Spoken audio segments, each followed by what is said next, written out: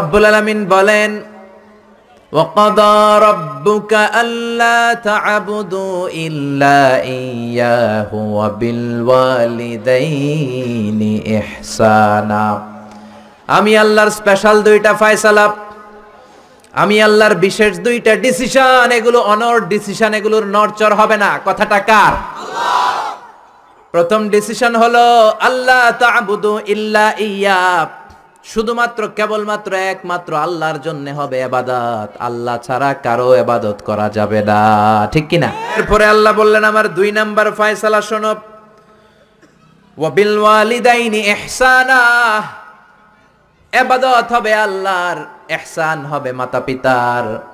দ্বিতীয় নাম্বার ফয়সালা হলো ওয়া বিল ওয়ালিদাইনি ইহসানা, মাতা পিতার সাথে ইহসান করো। কার কথা? আল্লাহ। ইহসান মানে ভালো আচরণ, ইহসান মানে সদাচরণ, ইহসান মানে খেদমত।